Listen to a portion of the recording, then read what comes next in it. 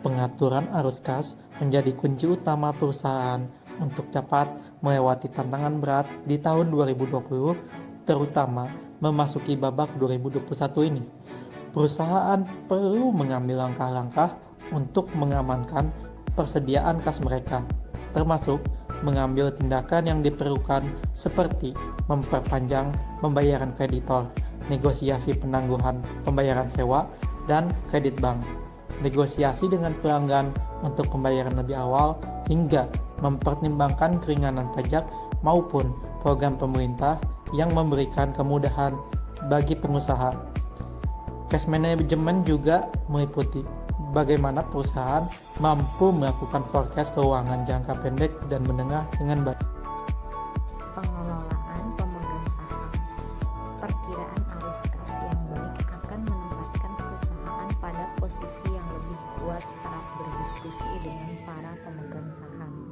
Disarankan perusahaan untuk proaktif dan mengambil inisiatif untuk secara aktif berhubungan dengan otoritas pajak, pemberi pinjaman hingga supplier utama untuk tetap mendapat dukungan keuangan yang mungkin saja tersedia. Perhatikan karyawan. Memahami dan memperhatikan karyawan menjadi sangat penting dalam situasi ini untuk menemukan berbagai opsi tenaga kerja dalam perusahaan. Pada situasi pandemi seperti ini, pengusaha akan menghadapi posisi sulit antara mempertahankan karyawan atau harus melakukan pengurangan karyawan demi kelangsungan bisnis.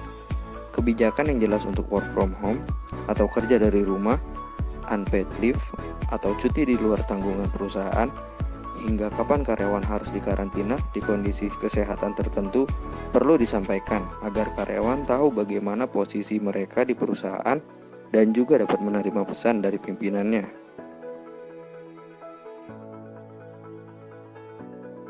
Manajemen krisis sebaiknya beranggotakan para manajer senior dari masing-masing divisi penting pada perusahaan seperti human resource, keamanan, hukum, dan compliance.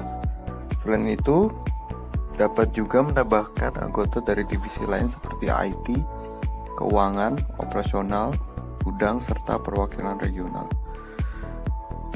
Setelah pastikan perwakilan dari setiap divisi saling berkomunikasi untuk membahas dan menentukan prioritas masalah yang dihadapi perusahaan dalam mengantisipasi masalah yang dapat muncul ke depannya.